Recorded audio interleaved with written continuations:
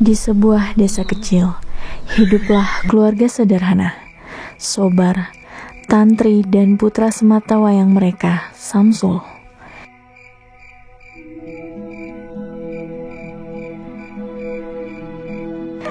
Keterbatasan ekonomi seringkali menjadi bayangan yang menghantui, membuat impian Samsul untuk bersekolah terasa jauh dari jangkauan. Namun, takdir punya rencana lain. Pemerintah meluncurkan sebuah program mulia, Sekolah Rakyat. Sebuah asa baru bagi anak-anak seperti Samsul yang mendambakan ilmu namun terhalang biaya. Kesempatan itu datang. Samsul dengan semangat membara melangkahkan kaki pertamanya ke sekolah rakyat. Tahun demi tahun berlalu, Samsul tumbuh menjadi pribadi yang cerdas dan gigih. Pendidikan yang ia dapatkan dari sekolah rakyat bukan hanya mengubah dirinya, tapi juga mengangkat harkat martabat keluarganya. Mereka tak lagi hidup dalam kekurangan. Ilmu yang Samsul miliki menjadi jembatan menuju kesejahteraan.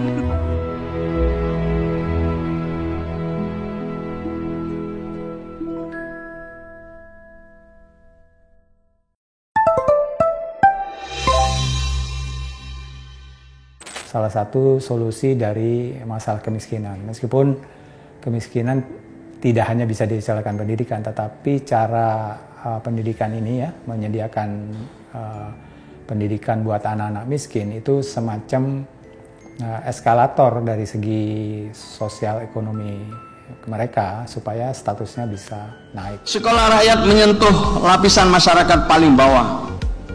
Mereka yang selama ini tertinggal, tidak terbawa dalam proses pembangunan, menjangkau mereka yang tidak mampu bersaing.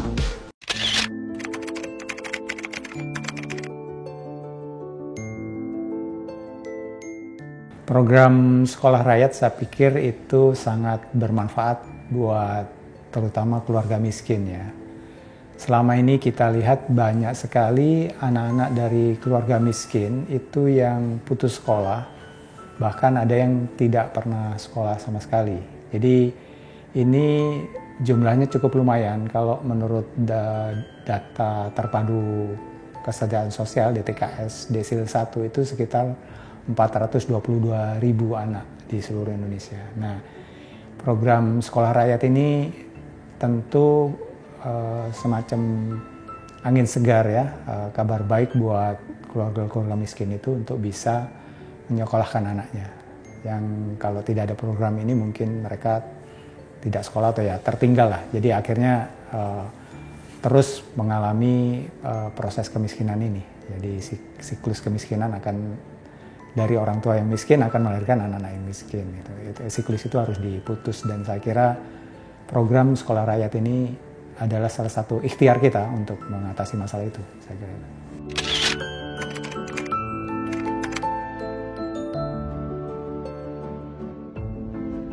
Ya, kemiskinan itu banyak caranya untuk diatasi. Jadi salah satunya tentu pendidikan. Saya kira banyak riset di seluruh dunia pendidikan ini jalan yang paling efektif sebenarnya untuk mengatasi kemiskinan. Karena dengan pendidikan, kalau kita lihat kita sendiri itu adalah misalnya dari keluarga yang miskin, akhirnya karena pendidikan kita bisa memiliki pekerjaan yang lebih baik dari orang tua kita, kemudian juga bisa memiliki karir yang lebih panjang. Nah, itu tentu salah satu solusi dari masalah kemiskinan. Meskipun kemiskinan tidak hanya bisa diselesaikan pendidikan, tetapi cara pendidikan ini ya, menyediakan pendidikan buat anak-anak miskin itu semacam eskalator dari segi sosial ekonomi mereka supaya statusnya bisa naik gitu ya. Jadi karena mereka yang terdidik biasanya akan memiliki pekerjaan yang membutuhkan skill tertentu, dan skill tertentu biasanya memiliki reward atau gaji atau imbalan yang lebih baik. Dan itu membuat kehidupan mereka lebih baik. Selanjutnya anak-anak mereka juga, anak cucu mereka jadi lebih baik.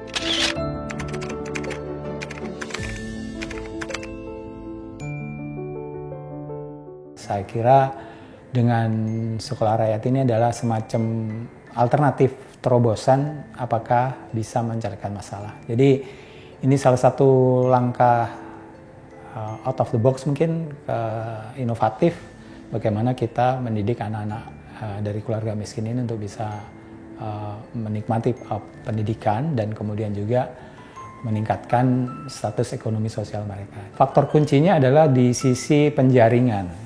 Jadi desil 1 di TKS itu ya, mereka di situ itu kadang-kadang sulit untuk diambil ataupun direkrut ya untuk masuk ke sekolah rakyat ini.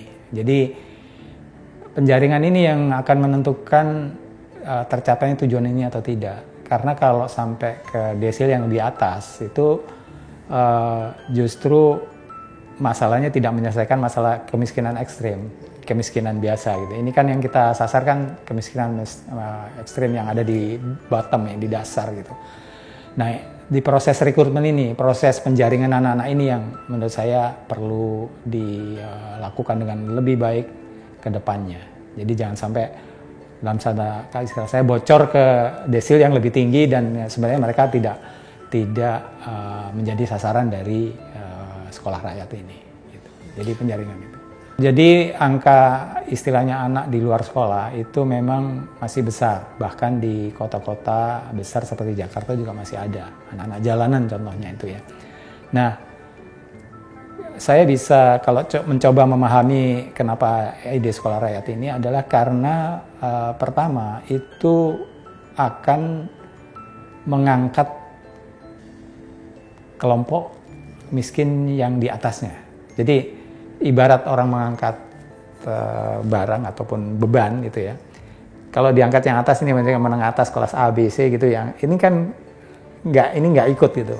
Tapi kalau yang diangkat di level di bottom itu yang lain akan terangkat. Jadi ini menurut saya harapan dan juga tujuan dari sekolah rakyat adalah sebenarnya itu. Kalau yang di bawah ini kita angkat, insya Allah yang lain juga ikut terangkat. Gitu.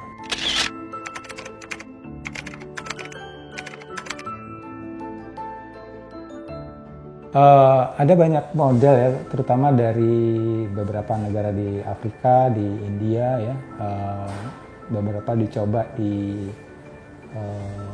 Amerika Latin juga. Jadi, tetapi bentuknya bukan menyasar pada paling bawah, tetapi lebih ke daerah-daerah yang kekurangan guru dan sekolah. Jadi mereka lebih menyasar pada aspek geografis. Jadi karena memang ada beberapa negara yang memang ya seperti kita juga ada yang disebut 3T tadi. Jadi ada pelosok sana. Nah ini pendekatannya bukan geografis tapi pendekatannya adalah sosioekonomi. Jadi artinya dicari dimanapun yang ada orang miskin. Nah model yang ada seperti sekolah rakyat ini tidak, mungkin kalau bisa dibilang tidak ada atau tidak banyak yang bisa dijalankan. Karena apa? Biayanya cukup besar. Jadi per siswa itu sekitar kalau nggak salah 28 jutaan ya per tahun. Jadi bayangkan dengan sekolah yang biasa aja ini kita kan paling 10 juta maksimal ya untuk sekolah negeri. Jadi ini artinya 2-3 kali dari sekolah negeri biasa untuk per anaknya. Jadi saya kira beban paling besar dari sisi sekolah rakyat ini adalah dari segi anggaran. Tetapi yang menarik dari program sekolah rakyat ini adalah di switch ke Kementerian Sosial.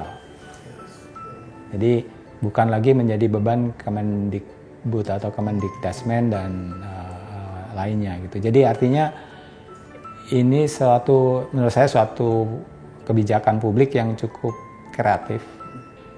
Kalau dibilang eksperimen dari sisi kebijakan publik di bidang sektor pendidikan, saya kira ini cukup menarik untuk diamati. Dan saya kira kita berharap ini berhasil. Karena kalau berhasil ini akan menjadi model yang cukup unik ya di dunia. Bagaimana kita mengubah program pembinaan masyarakat yang bermasalah, gelandangan dan sebagainya, menjadi program yang lebih fokus pada pendidikan formal. Ini kan dijadikan pendidikan formal dengan atribut sekolah rakyat. Gitu. Saya kira itu.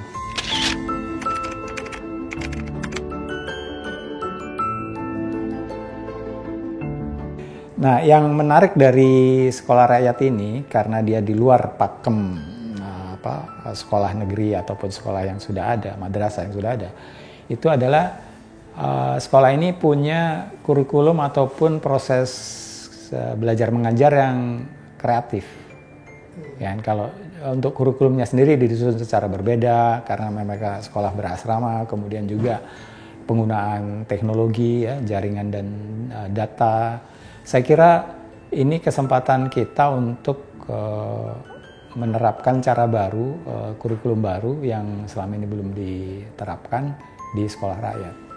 Di pelosok sudut-sudut dunia yang mungkin tidak tersentuh sekolah dan juga mungkin di lapisan bawah masyarakat, ya, sosial ekonomi, itu ada anak-anak jenius, ada anak-anak yang pandai, yang bisa memecahkan masalah penyakit, kanker yang tidak bisa disembuhkan ataupun dia istilah perjalanan antar galaksi, mungkin ada yang menemukan di anak-anak ini. Nah, kita sudah bisa lihat bagaimana anak-anak berbakat itu juga datang dari kelompok miskin ini, sosial ekonomi bawah, gitu. Jadi ada filosofi dari sekolah rakyat ini yang menurut saya bisa terwujud kalau memang kita jalan benar, gitu. Jadi itu betul. Jadi mungkin saya sambung lagi dengan sustainability-nya gimana gitu kan, kalau nanti ganti presiden seperti apa. Nah, selama tujuannya itu adalah untuk masyarakat, saya kira secara politis siapapun presidennya dia akan mendukung ini, program ini. Saya kira mungkin ukurannya aja ataupun mudah-mudahan dengan cara yang lebih baik. Kan ini kan baru jalan. Nah, nanti dalam setahun, 2 tahun, apalagi 5 tahun setelah term pertama Pak Prabowo itu akan kelihatan kira-kira lesson learn-nya apa, hikmahnya apa. Tetapi semangat bahwa kita mendidik mereka yang tertinggal, yang di lapisan bawah dari status sosial ekonomi ini, saya kira akan ada hasilnya gitu. Akan terus perbaikan. Jadi sekolah rakyat ini bukan sekali jadi terus sempurna, tapi dia harus ada terus perbaikan berdasarkan yang sudah dijalankan. Kalau mau lebih progresif, ya, sebenarnya guru-guru yang baru, kepala sekolah yang mengelola sekolah rakyat ini harus berani menerapkan pendekatan baru. Contohnya misalnya bagaimana memanfaatkan teknologi digital. Kalau perlu, bagaimana mengajarkan mereka pada logika yang menjadi dasar dari algoritma, kemudian juga kecerdasan artifisial. Jadi sudah harus mulai belajar dengan cara baru dan tantangan baru kita di 5 tahun atau 10 tahun ke depan. Jadi mungkin ini bisa juga menjadi proses meningkatkan kompetensi mereka untuk bisa menjadi katakanlah manusia unggulan kita di ketika Indonesia Emas 2045 tadi.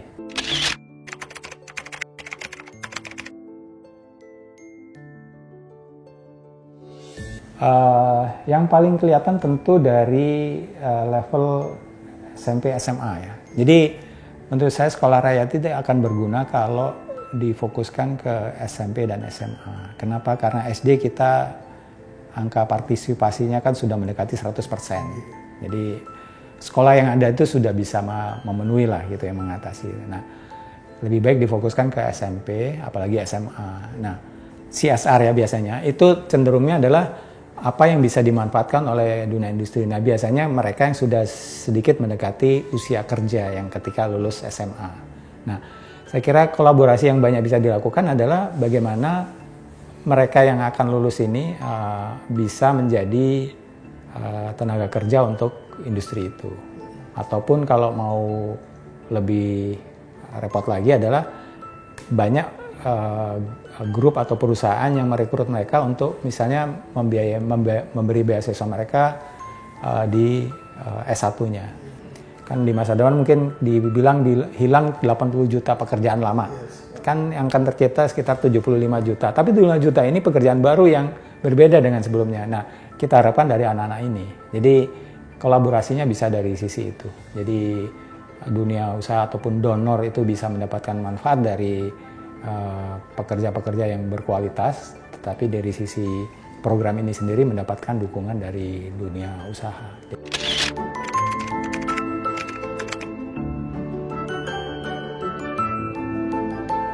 Ya, pendidikan inklusif itu tergantung para guru dan pendidik yang mengelola sekolah ini.